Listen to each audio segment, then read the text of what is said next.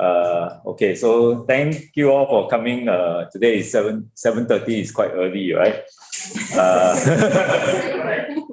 And it's raining. Yes, I know. So thank you all for making it on time.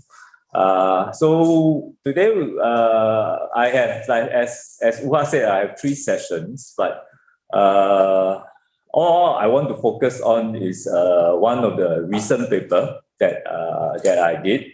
And you can see that the title looks very scary. Weighted generalized crank moment for K color partition. Every term is in something. Okay, but don't worry, because I have 3 sessions, so I'm just going to actually go through things slowly, introduce everything one by one. And some of the things, because this is your 3rd day, so you may have already been introduced to some of this stuff. I may have to repeat it, but hopefully you can bear with me. And also, I asked Suha whether I can change it because I don't want to do talk, and in the problems in the afternoon. But because some of the ideas, the problems are meant to help you have a better understanding of what we are trying to describe. So we actually do the problems along. So I don't know how long we will actually do. We will see. Okay, so hopefully we can make everything in time, right? So that's for this morning. And again, before I start, just in case I forget, I'd like to thank the UGM, in particular, the conference organizer, in particular, Uha, for inviting me here. This is my 2nd time here. I was here 8 years ago, 2015. I bought this shirt. So again, it's a pleasure to be here, because I think integer partitions, I've been working on it quite long.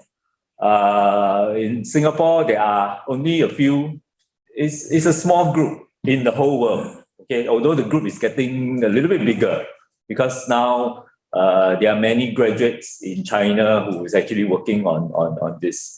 But in Southeast Asia, only in Singapore, and I'm glad now we can say that at least in Indonesia, there are people working on partition. So that is something that is I'm quite happy about. Okay, so maybe we can start, right? You all, they have this copy of the slides, but okay, it's on paper, it's fine. But so most of the things you will have access to a copy, right? So except for things that I write, of course, then you may not see. But of course, I guess there's recording, right? In case you want to see. No. So maybe let's get started. Okay, so again, this is a very brief outline. So we'll start with our old traditional description of ranks and cranks. You may have seen them before, but you need, those are the basic knowledge. So you'll go slow, and so even if you don't know what is a partition at this moment, hopefully you can still follow. Then we talk about what is this thing called Andrews-Speck type congruences. This only appeared in the last 4 or 5 years, so it's very current kind of research. And then later on, I will talk about our paper, and I will end with some open problems. You see that actually after my paper came out, there were quite 3 successful papers proving some of the, I gave a list of conjectures in my paper, or we, because it was, sometimes I say I, sometimes, but the paper is co-authored with another 2 persons, okay? So in case I say wrongly, I say I, but it's always 3 of us. So we put down a lot of 8 conjectures, I think, and then that inspired some of these researchers from China. So they proved that at least 3, there are 3 new papers that came out trying to prove our conjectures. So we will show them, and again, hopefully some of you all may actually get motivated and may actually try to think about working on it. Okay, so that's what I hope to do today. So let's start. So recall what is a partition. So for normal partition, we usually use lambda, right?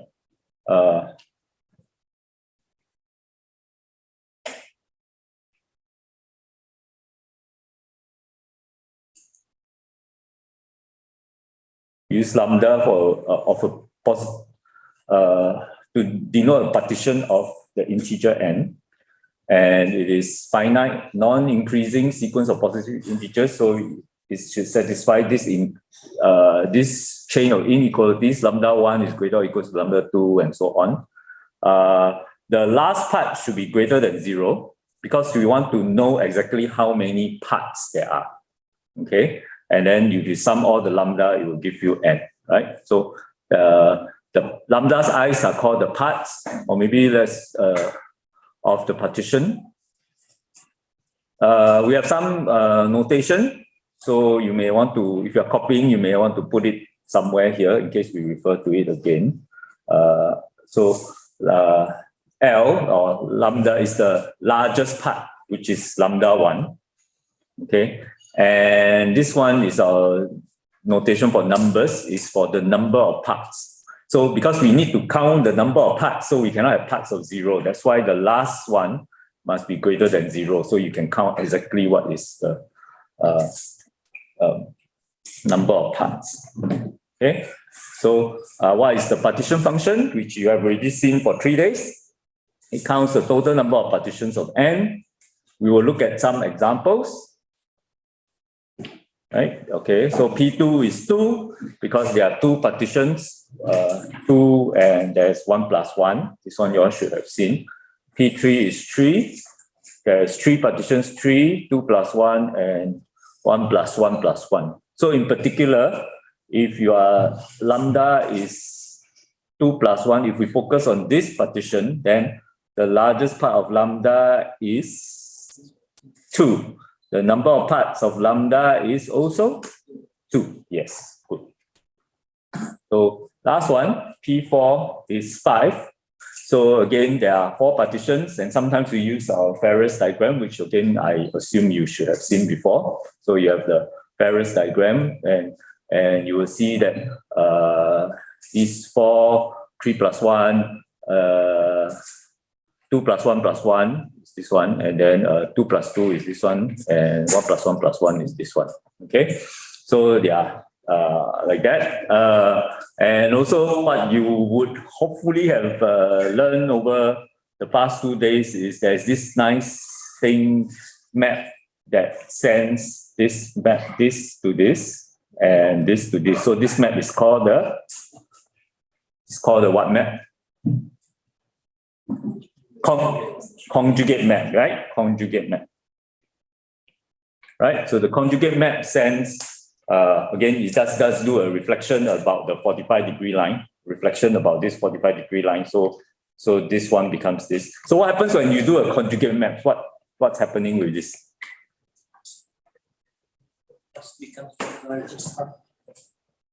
Yes, so this gentleman said it.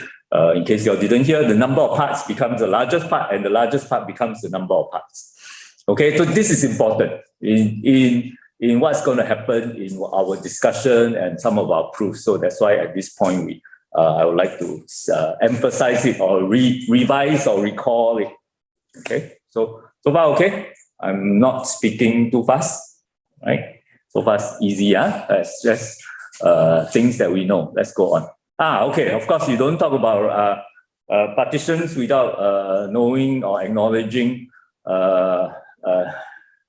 Ramanujan, right? So this usually I will go and talk about his background, but I don't know whether that has been done. But so anyway, one of his most important idea, or one of his most important discovery that sort of spur all this, many of this research that we are all talking about is these congruence. So I took a screen cap of the actual paper. So you actually see that in his paper, hopefully it's a little bit small, but you may see. So P4, P9, P14, P19 is congruent to 0, divisible by 5, and so on and so forth. So it's actually captured right in the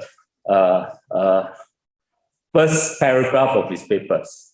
Okay, and these are the very famous Ramanujan's congruences, and this has spurred a lot of research in partitions.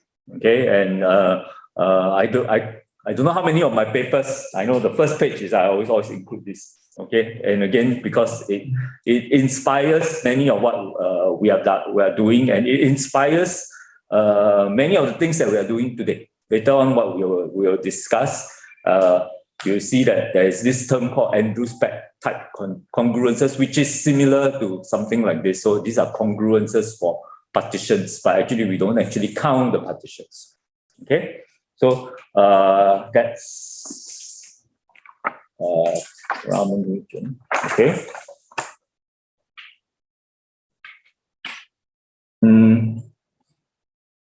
Okay, so since it's so important, let's look at Ramanujan's proof. Okay, in our modern notation. Of course, he wrote this in when 1919, I think. It's small for me to see. Getting old, my eyesight is not so good. 1919. So things have changed. We have used slightly different notation, right? But again, it's worthwhile. I don't know whether you have actually seen this argument over the past 2 days. So the first thing to do is to note this one, right? Everybody knows what is QQ sub infinity to the fourth power, right? Okay, and by definition, it's just this. This is this infinite product, 1 minus q to the power n whole thing raised to the 4. Okay, and then n is the infinite product, n goes to infinity. Okay, it turns out very importantly or very nicely that this function has a nice representation. In fact, the theory of partitions, today what we are going to do is we are not going to go into the area of modular forms, but actually it is closely related to modular forms. I think one of the speakers, Liu Chen, talked about it. I think Wuha mentioned about modular forms. So that's the other part. And it turns out that a lot of the very difficult, so we can talk about partitions. So partitions is very combinatorial. You can see them, you can come out with some identities, but it turns out that a lot of these things you can't prove it. And the easiest proof turns out to be using modular forms. Okay, so as a result, there is a whole site, a group of people who is also working on modular forms, who is sort of in the area. And the reason is that actually this function, it turns out that in the theory of modular forms, this function is interestingly, you need to add a fractional q to the 4 over 24. Okay, this is just an aside, but anyway, right? And then this one becomes something called the Dedekind eta function. The fourth power. And the theory of modular form says that these kind of functions have a lot of symmetry. That's why they have a lot of properties that results in some of our partition congruences that came from that. Okay, so that is a very good parallel direction to pursue to try and understand this whole area of partition. So sometimes people look at us when we do partition, we draw boxes, then we say conjugate, map. They say very simple, but actually it's not. If you study modular forms, is very difficult. And modular forms, if you know, they are one of the key ingredients to the proof of Fermat's last theorem. Okay, so Fermat's last theorem? No. Andrew Wiles' proof of the, y'all don't know Fermat's last theorem. Fermat's last theorem, right? That x to the n plus y to the n equals to z to the n has no solutions, no integer solutions for n greater than 2. N equals to 2 is, of course, Pythagoras' theorem. There are infinitely many, right? Fermat's last theorem, again, if you do number theory or if you take a course in number theory, you should have heard of it because it is the most important problem that was solved in the last 100 years in number theory, or even mathematics, if you want to call it. And part of what happened was Fermat wrote this he was reading this book by Diophantus, and then he wrote on the margin that says that, okay, he wrote something like this: there's no solution. I have a marvelous proof. He said, I have a marvelous proof, but the margin of my book is too small for me to write down the proof. Okay? And what happened was that his son, after he died, so he wrote it on his text, on his book. His son, because his son felt that Fermat is such a great person, of course, son thinks the father is great, that's all right. So the son went to publish the textbook with Fermat's writing inside the book. So if you went to buy a book, you end up seeing Fermat's writing, and everybody saw Fermat wrote this thing in the paragraph that says, I have a proof, but in the margin, there's no space for the proof. So everybody tried to prove, and nobody managed to succeed, and it took more than 100 years. Fermat's theorem was only proved in the 1990s, I think, 1990, by Andrew Wiles. Okay. Again, Andrew Wiles is one of the most eminent mathematician. He proved Fermat's theorem, I think when he was in Cambridge. Recently, he moved to Oxford, and you know, in Oxford mathematics is famous, right? The mathematics building in Oxford is called the Andrew Wiles building. Okay, named in honor after they moved him over. So again, this is very big. And again, the key ingredient and why it was so shocking and why everybody was surprised in Fermat's theorem is that the eventual proof of it was to link two parts in number theory that nobody thought was related. One was elliptic curves, okay, and one was modular forms. So the theorem that Andrew Wiles actually proved was that they are related, although they look like completely different things. And of course, this one being a number theory and cryptography kind of summer school, the other side on the analytic theorem, they will definitely talk about elliptic curves. If you're doing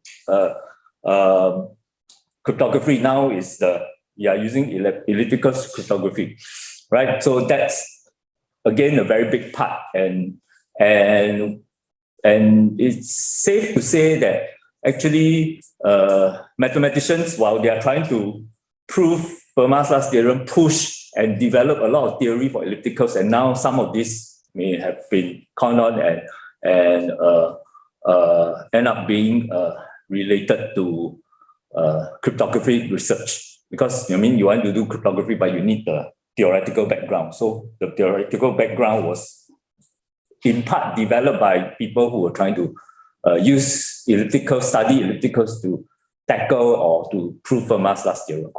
Okay. Anyway, so again, that's just a slight digression for those. And it's a very big part. If you want to do number theory, you should know some of this. So although whatever we are doing this whole day, it will look very simple. I purposely make it so that you don't really need hopefully you don't really need a lot of background that you can still follow throughout for the 3 sessions.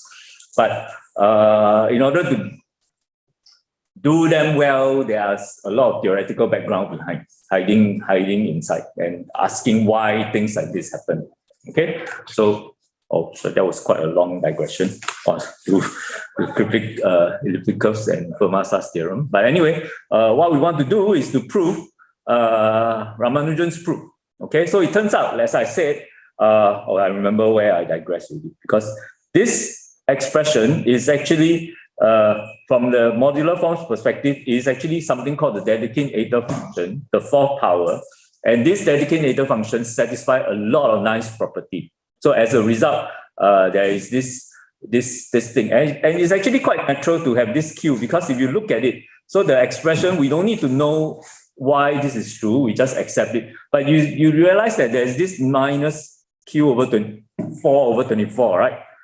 Right. So if you add this part into, then you actually get it looks nicer. Okay, it looks nicer. So the difference is that because when we are trying to not use modular form methods, we want the Q powers to be integers. So we ignore this bit. But when you ignore this bit, then your quadratic form here looks slightly different. Okay, so that's what's happening. But in any case, what you need to realize is then that there is this expression, and this kind of expression turns out to be very useful. Right? So it is a double sum. Okay, so when it's a double sum, it's actually easy to handle because it's in the area of quadratic forms. And you realize that in number theory, binary quadratic forms is something that has been studied in number theory for 100, 200 years. Fermat also studied it. And the theory is well understood. If you go to more variables, then or higher powers, cubic, quartic, then it becomes very difficult. Okay, so how do we prove P 5n plus 4? So we want to know what happens to the coefficients of this guy when m equals to 5n plus 4. Right, so when m equals to 5n plus 4, right, remember m is also the power. So which means you are pulling out all the terms where this one is exactly 5n plus 4. Right, so that's why I end up with this equation in the exponent of q. Okay, alpha square plus 3 beta square minus 4 equals to 34 times 5m plus 4. Right, the next thing to note is that we don't really need the exact power, we just want to think of them congruent mod 5. Right, so when you mod 5, when you mod 5, this part disappears. 24 times 4 plus 4, it turns out to be again divisible by 5. So you end up with a simple nice quadratic term, alpha square plus 3 beta square must be divisible by 5. Okay, and again, this is what we call a basic fact in number theory. Okay, so we can you can actually just check that what are the conditions for this to happen. Because, for example, and again I say this, if it's too easy, this part, if it's too easy, you all know it, just tell me. But again, if you look at it, what happens if you have n congruent to mod 5? What are the possibilities? So 0, 1, 2, 3, 4, right? 4 possibilities, right? So what about n squared? So when you n square, you square everything, you will end up with still 0, 1, 4. This is 9, 9 should be 4. And 4, 16 is 1. So you only have 1 and 4, okay? Which are squares mod 4. Only 1 and 4 can be a square. Okay, remember in mod 5, not mod 5. So in mod 5 world, there are only 5 numbers we care, 0, 1, 2, 3, 4. Okay, 0 is special, so we keep it aside. 1 and 4 are the only ones that can be a square. 2 and 3 cannot be a square. Okay, and why is that useful is that then you realize that this solution will not have a possibilities because you can run through all the possible alpha square plus 3 beta square. So alpha square, let's say, is 1 or 4, right? If it's 1 or 4, and then if beta is also 1 or 4, then you see that it can never be divisible by 5. Okay, you run through all possibilities. The only way that you can actually make it work is that alpha is 0 and beta is 0. Okay, so this is a small description in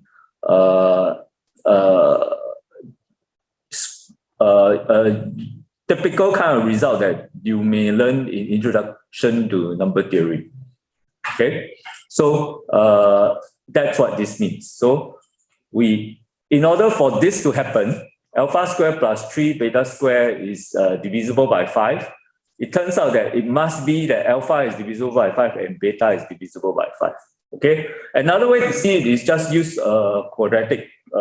This is called a quadratic residue. Anybody, you're familiar with quadratic residues? It should be, yeah, it's taught in number theory, right? So again, that's exactly what we were saying, because 3 is a non-residue. Or again, just quickly, because if you are doing mod 5, right, what is the relation? If this is 0, then you can do things like this, right?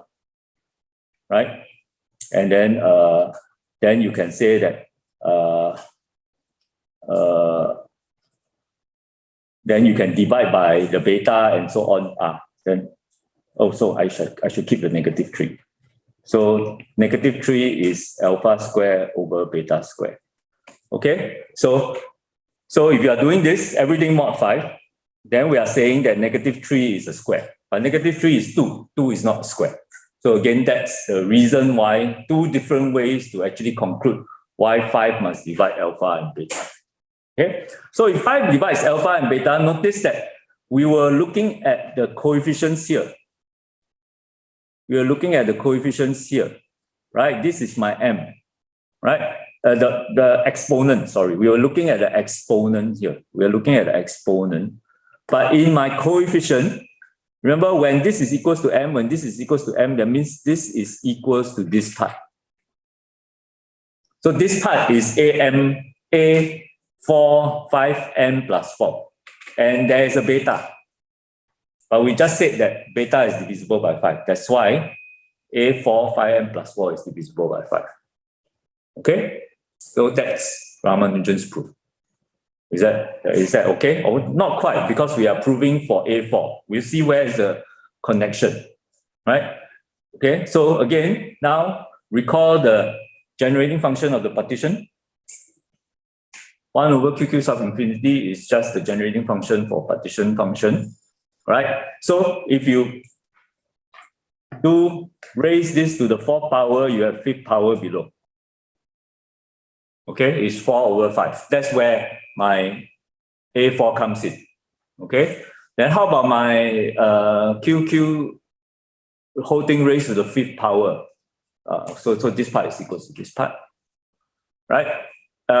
If you take mod 5, right, you can actually bring the power in. Okay, the reason is because remember, QQ sub infinity is just basically the infinite product of 1 minus Q to the n, right?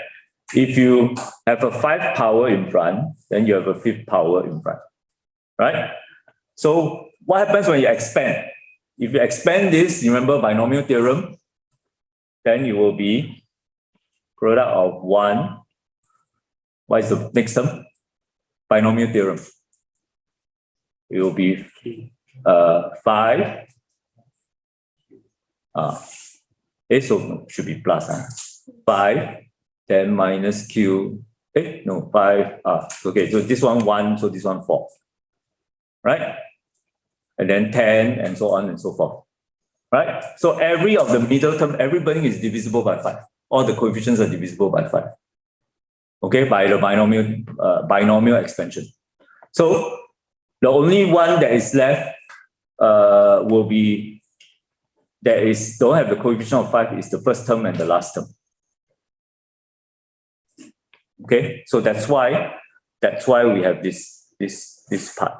That's why we have QQ 5 is congruent to Q5 sub infinity mod 5. Okay, in the binomial expansion, when everything is expanded, only first term, last term. This one is just first term, last term.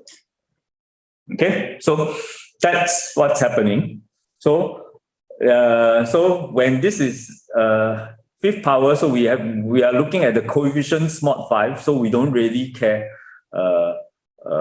exactly what is the coefficient, which is like here. Remember now m, we are only interested in m mod 5.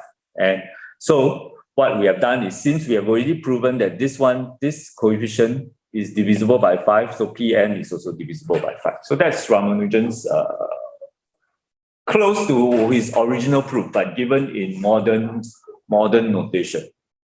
Okay, so hopefully it's not too difficult, but we can test whether or not you all follow, because later on I have an exercise that is related to this. Okay, we'll break for exercise soon. Now it's taking a while time. Okay. So remember there are 3 famous congruences. So Ramanujan's congruence, mod 7 and 11, you actually can do it in the same way. Okay, because the mod 5 congruence, you write Q4 to over Q5. So in the mod 7 congruence, you write QQ sub infinity to the power of 6 over QQ sub infinity to the power of 7. When you mod 7, this 7 goes inside here, right? And so all you really need to care is this coefficient mod 7. Okay? And in the same way, you can do it for the 11 one. The 11 also same thing. 11 is partition is 1 factor of QQ sub infinity in the denominator is the same as 10 in the top, in the numerator, 11 in the denominator. You mod 11, the 11 goes inside the power, right? And so all you need to care is these two series. And again, these two series are well known. You know, I'll show you some here because well known because these are modular forms, right? And so they have very nice properties, right? So in particular, you can prove that A6 7m plus 5 is actually divisible by 7. Actually, not just divisible by 7. Later on, the exercise is divisible by 49, 7 squared. Okay, and that will give you partition function P75m plus 5 is divisible by 7. In the same way, the A10 is divisible by 11. That will give you P11m plus 6. So at this point, it's important to note that actually, although I said that all these A4, A6, A10 are now well studied, but that's in the past 40, 50 years, okay? So Ramanujan, when he was doing this in 1919, he didn't know a series for A10, okay? The series for A10 was not known. The first person who published a series for A10 is actually Winquist, and he's actually a physicist. Interesting, okay? Physicist in physics. And again, the surprising thing is that all these modular forms have relation to physics, and the physics people are studying it also, okay, in whatever way that they are studying. They are close to partition. That's another very surprising connection, and it sort of suggests how deep the theory of partition is. On the surface, it looks very simple, but it's closely connected to so many things, okay? So Ramanujan didn't actually have this proof because nobody knew this. He didn't know that series, and that one was only published much later. Okay, but he had other ways of thinking of it because he's Ramanujan, he's a genius, right? So he looked at it different way, right? And again, what's interesting was that actually this was part of my PhD work. Okay, and this was appeared. Oh, that's very long ago, 2007. Okay. With Chan, who is my PhD supervisor, and Sean Cooper from New Zealand. Okay, later I have photos to show you what they look like. Okay. Anyway, and part of what we did was we came up with so Winquist already had a series. But we came up with something that looks slightly different. They represent the same thing, so you can show that they are equivalent. But that's one of the things that we came up with in that paper, and we approach it using modular forms and so on. So it was not strictly a partition kind of paper. Okay, so you have these two series, alpha cube beta minus alpha beta cube. Okay, so that was like my first work, my first not exactly my first published work because we have another paper that came out slightly earlier, but it was also my first piece of serious maths research. So it was quite special. Okay, so this is the photograph. We were at UIUC in 2019, just before COVID. We were there. Because another person was there, to celebrate Bruce Burn's 80th birthday. So 80th birthday conference. So we went to the States for this conference. And again, it's quite special. You know Bruce Burn? Bruce Burn, he's the one who wrote the Ramanujan notebooks, and also with George Andrews wrote the Ramanujan's Lost notebook. So he's the one who's responsible for people knowing Ramanujan's work. Okay, so he was paid. Just now you said I spent more than half of life doing partitions. He spent more than half of his life researching on Ramanujan, right? I think he started when he was not, he's 80 plus. So he started when more than half. I think he started maybe he was 30 or 20 something after he graduated. So anyway, why is this picture? This is there is a descending order. Bruce Byrne is PhD supervisor of Chan Eng Huat. Chan Eng Huat is a PhD supervisor of this guy. And this guy is a PhD supervisor of this guy. Okay, so hopefully we have another somebody in the link. Okay, so anyway, that's the nice place to put this photo. Okay, we look uniformly tall, but we are not the same height, but looks uniform. Okay, I think Wuha lost quite a lot of weight. Okay, right. Good. He's working very, very hard after he came back to Indonesia. That's right. Yeah. Because organizing this conference is very tough, right? Yeah, it looks so much work. So, right? Okay, so the other one is Sean Cooper. So I was visiting him, and we went to his house and he put up a barbecue and then he wear this funny thing. So he said, we must take funny picture. Okay, so that's Sean Cooper and myself. Okay, so fun over, now work. Okay, so hopefully you understood what I described. Okay, so the first exercise is that I give you a representation of QQ sub infinity to the power of 3. Okay, this one actually is known all the way in the times of Euler and Jacobi. So it's very, very, very old, a few hundred years old, that they know things like this. They were already studying things like this. Okay, so you want to prove that A6 7m plus 5 is congruent to 0 mod 49. Not just 7, 49. Okay, 7 squared. And of course, the first step is we want A6.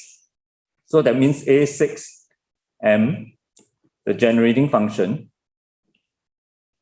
is then two copies. So you will need a double sum. So we can use just like before, alpha and beta. Q in the exponent is alpha square plus beta square minus 2 over 8. And here, alpha is 1 mod 4. And beta is 1 mod 4. But I think in what we need, we don't really need the congruence. We don't really need exactly what alpha beta looks like, because alpha beta is not all integers. It's only all the integers that's 1 mod 4. Okay, so use this to prove this one. That's the first exercise. Then the second exercise, so once you got it, is to use the representation that's given in the previous slide to prove that this one now is power 11. Okay, so there is a lot of prime powers involved. Okay, it essentially have to do with this thing in modular form. There's this thing called weight. It has to do with the weight. Okay, but you can almost think of it as this number 10 minus 2 divided by 2. So you see 6 minus 2 divided by 2 is this power. Okay. Yeah, so should I walk around? Oh. Now we give some time to. Yeah, now I'm giving the time, so can I walk around and look at it? Yeah. You see, I only prepared, I have 3 sessions today. I only prepared 49 slides. This is slide number 10. So that's why it's intentionally that I'm going so slow. Do the work, okay? Then we will give you some time to do it. Follow what we did previously.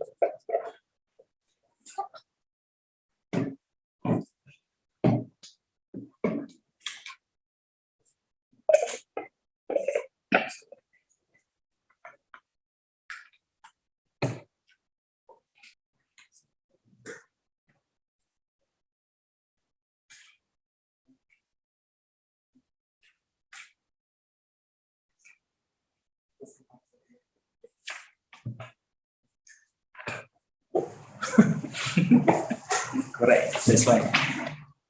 Because originally it is a meeting room. And to conduct a hybrid one, I think.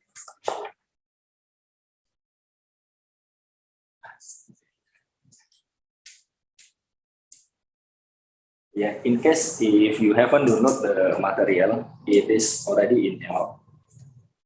Because I always mention everything I will share in Elo.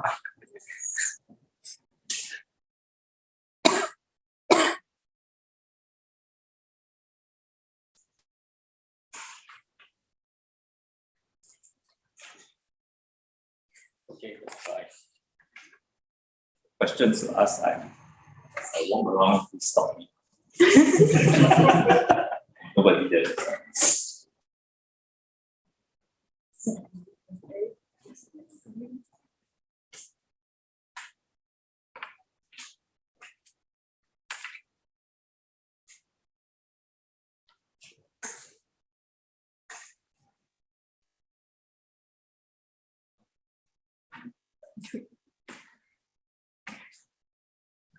Okay, so we do together. Huh? So we follow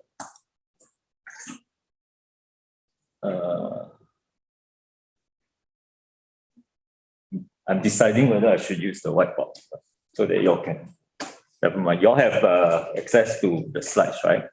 So let's do this. So again, we follow the same idea from here, right? We want to equate the m, the coefficient or the exponent, I keep saying the wrong thing, exponent, when they are the same, that means the coefficient is the same, right? So that's the idea. So let me write it in a slightly neater form. So I need more space.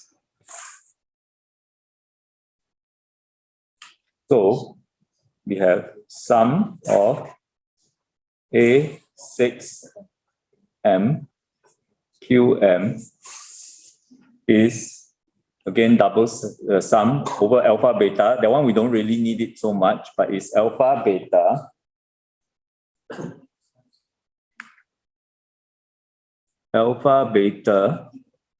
Q alpha square plus beta square minus 2 over 8.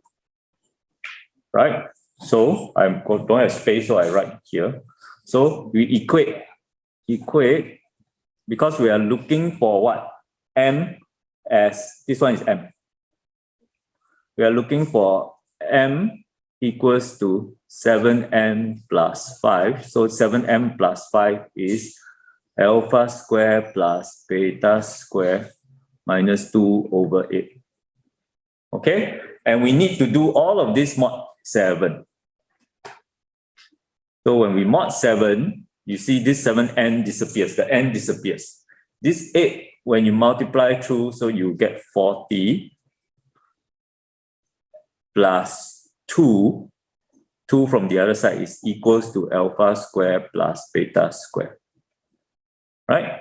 But remember 42 is 0. 42 is divisible by 7. So alpha square plus beta square is congruent to 0 mod 7. So again, we can go through the same idea. What are squares in mod 7? There is 0, 1, 4, and 2.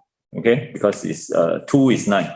2 is 9, which is 3 square mod 7. And you can see that there's no way to do it. Or another way, this is actually Fermat's, another theorem of Fermat. Fermat say that a prime can only be represented as x squared plus y squared if P is 1 mod 4. Okay, so since 7 is 3 mod 4, so things like this wouldn't work. So again, there are multiple ways to see this, so that this solution, this one will imply, sorry, I'm going in circle, but this will imply that alpha is congruent to beta, which is congruent to 0 mod 7. And you are done. Because that means what? Alpha is divisible by 7, beta is divisible by 7. But what is the coefficient? Remember, the coefficient is alpha beta. So alpha has a copy of 7, beta has a copy of 7. So that's why this one is divisible by at least 7 to the power 2. Okay, so that's how this is done. So again, once you have 7 to the power 2, but you only need 7 because remember, although this A6 has 7 square dividing it, but in the argument, that's because we are looking at as a modular form, it has this kind of property. But when you are looking at partitions, right? Because we are doing this one is only congruent to here mod 7 only. This may not be true mod 49. So we don't have that. So it turns out that it is not, we can't use that to prove that P7n plus 5 is divisible by 49. Okay, but anyway, so you can do that in the same way, but maybe we have to go a little bit faster. So the second exercise is the same. Now you use the 10. But so you do exactly the same argument. So you have to argue that what happens when this is equals to 11n plus 6. Then you look at mod 11, then you end up with another quadratic form that has no solution. In the same way, because it's mod 11 is, you will end up with something like x squared plus y squared is congruent to 0 mod 11. And again, that cannot happen because 11 is 3 mod 4 prime. So it doesn't represent. So that means the prime 11 divides x and y or alpha beta. So now you see, so you will end up with, so this should be alpha and beta. Okay. Alpha square plus beta square for 11. So therefore, again, you will end up with 11 divides alpha, 11 divides beta, and you see how many powers are there? So 3 powers of 11 here, and then 1 power of 11. And this one, but it's a nice symmetry. I like this because it's very nice and symmetrical, right? So there is 1, so that's why P to the 4. So 11 to the 4. That's why in the second exercise, that's why this is 4th power. Okay, so there are many of this kind of results. And the nice thing is each of this series kind of results, when you prove, it is related to some sort of partition congruence. Okay, so there are quite a number of papers that are have been published that is done things in this way. Okay, so that's the first idea, first exercise. So never mind, keep trying. Okay, let us go on. Okay, we'll have a break soon. Yeah, or am I? My clock is. I'm always not so sure because Singapore time is 1 hour behind. So sometimes I look at it, I don't know. So the below is 9:30. You all don't see the clock, but it's on my clock is 9:30. That's so confused now. But anyway, we are supposed to break at 15 minutes, right? 9:45, right? Okay, 15 minutes. Good. We'll go into another part. Okay. So again, back to the congruence. So the question is, why are they so special? Okay, one reason why they are special is that partitions are actually additive kind of thing, right? So you look at the partitions of 4, or in fact, I think I listed out all the partitions, the next one. So when n equals to 1, right? When n equals to 1, then P9 is divisible by 5, but what exactly it is P9 is 30. Okay, so we will use this. Today we will spend some time trying to work with this as a bigger example. Okay, so these partitions, they are additive because we are looking at lambda 1 plus lambda 2 all the way up to 9. So why should they be divisible by 5? or if it's one case, that's fine. But why is it that this works infinitely for infinitely many n? So this is something that is very puzzling. Why that these are congruous? That's also one of the reasons why it's so heavily studied. Okay, it's because the nature of it shouldn't happen. Okay, and of course we just managed to prove this. But what we proved was using very algebraic kind of thing, right? Algebraic kind of calculation. But as partitions, as we have learned, partitions is a very combinatorial thing. You can actually count them, you can actually play around with them. So that's why a lot of researchers in the area want to look for what is a combinatorial explanation. Is there a way that we can actually tell that it's divisible by 5 by looking at the partitions? Either looking at them like that because we like right that because drawing diagram takes too much space, or but maybe looking at it in terms of diagrams, right? So this is 9 and this is 1, right? So the question is then, can you group the 30 partitions into 5 groups just by staring at this? And of course cannot, it's too difficult, okay? But it turns out that there is, and later on we will actually have experience doing it, and that's this whole idea of ranks and cranks that you may have heard that we are going to talk about next. Okay, so again, so this is Freeman Dyson. So incidentally, Freeman Dyson is more famous as a physicist than a mathematician. So again, the very strange reason connection between maths and physics is something that we don't understand. So they end up studying the same thing. Okay, so he passed away in 2020. So he came to Singapore and NTU, where I am from. Okay, I'm from NIE, which is a part of NTU. Celebrated. So it's actually in the physics department who celebrated him because in terms of for his 90th birthday. And he was here in Singapore at 90th, he was still very sharp at 90. Okay. And again, it's quite interesting. So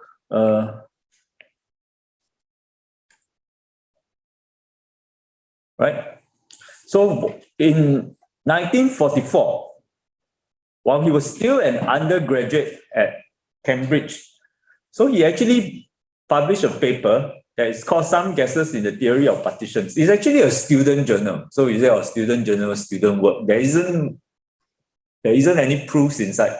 But it turns out to be very, very important because he started this whole idea of trying to find a way to understand the partitions in a combinatorial manner, in terms of combinatorics.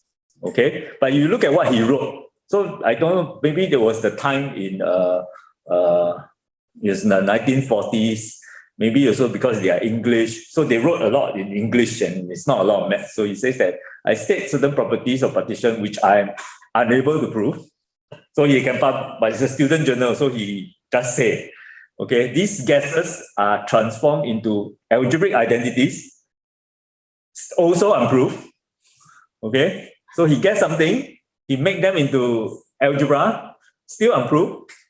But okay, never mind, I have some numerical evidence. I don't know how much evidence he has. Later on, you see, it takes a lot to count. Even just the second case, 5n plus 4, second case 9, there are already 30 partitions. Later on, we will count. Okay, and that already take long. The next case, I don't even want to do too many. Okay, then finally, I indulge in some even vaguer guesses. So after guess, cannot prove, then guess some more. That not only I cannot prove, but I cannot even state. I have a guess that something works, but I cannot even tell you what is it. And he can publish it. But this is a very highly cited paper because all of our partitions that talk about rank and crank, we will cite it because it started from there. So his idea turned out to be correct, although completely unproved in 1944. Okay, so he came up with this idea of what is called a rank.